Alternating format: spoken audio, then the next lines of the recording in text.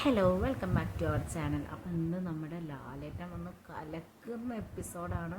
Promo കണ്ടിട്ട് നമുക്ക് തോന്നുന്നത് അക്ബറിനായിട്ട് പൊരിക്കുന്നുണ്ട്. എന്താണെന്ന് വെച്ചാൽ നമ്മളെ രേണു സുധീനെ സെഫ്റ്റി ടാങ്ക് എന്ന് വിളിച്ചത് നമ്മൾ മുന്നേ ഇതിനെപ്പറ്റി പ്രതികരിച്ചിട്ടുണ്ടായിരുന്നു.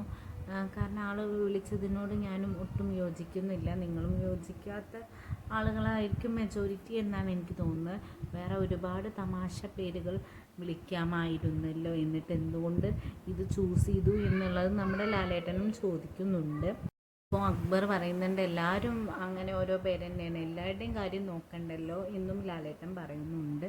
രേണുസുതി ഇത് നന്നായിട്ട് നല്ലൊരു അവസരമായിട്ട് രേണുസുതിയിലേക്ക് വന്നിരിക്കുകയാണ്. അപ്പോൾ രേണുസുതി പറയുന്നത് ഞാനപ്പോൾ ചമ്മിപ്പോയി ലാലേട്ടാ, എനിക്ക് എന്താ ചെയ്യേണ്ടതെന്നറിയാതെ ഞാൻ ആകെ ചമ്മിപ്പോയി എന്ന് പറയുന്നുണ്ട്.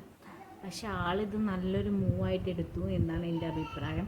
കാരണം പിന്നീട് ക്യാപ്റ്റൻസി ടാസ്ക് വന്നപ്പോൾ ഇതിൻ്റെ യാതൊരു ഗഡ്ജും വെക്കാതെ തന്നെ രേണുസുധി നമ്മൾ അക്ബറിനായിരുന്നു ക്യാപ്റ്റൻസിയിലേക്ക് നോമിനേറ്റ് ചെയ്ത് നന്നായി പെർഫോം ചെയ്തു എന്ന് പറയുന്നത്. അത് രേണുസുധീനൊരു പോസിറ്റീവായിട്ട് വന്നിട്ടുണ്ട്. കാരണം എന്താണെന്ന് വെച്ചാൽ യാതൊരു ഗഡ്ജും വെക്കാതെ ഗെയിമിനെ മാത്രം നോക്കി ആൾ ക്യാപ്റ്റൻസിയിലേക്ക് നോമിനേറ്റ് ചെയ്തിട്ടുണ്ട്. അത് ആൾക്കൊരു പോസിറ്റീവ് തന്നെ ആയിട്ടുണ്ട്. കാരണം ആൾ പേഴ്സണലി ഒന്നും വെക്കാതെ ഗെയിമിൻ്റെ സ്പിരിറ്റിൽ എടുക്കുന്നുണ്ട്, എന്നാൽ പ്രതികരിക്കേണ്ട സ്ഥലത്ത് പ്രതികരിക്കുന്നുമുണ്ട്. പക്ഷെ ഇത് നമ്മുടെ ലാലേട്ടൻ നല്ല അടിപൊളിയായിട്ട് തന്നെ പറയുന്നുണ്ട്. അത് അക്ബറിൻ്റെ ഇഷ്യൂ മാത്രമല്ല, ആദില നോറേൻ്റെ അടുത്തും എല്ലാവരുടെ അടുത്തും എല്ലാ വിഷയവും സംസാരിക്കേണ്ടത് എന്നാണ് നമുക്ക് പ്രമോ കണ്ടിട്ട് തോന്നുന്നത്. അപ്പം നിങ്ങളുടെ അഭിപ്രായം എന്തായാലും ഒന്ന് കമൻറ്റ് ചെയ്യൂ.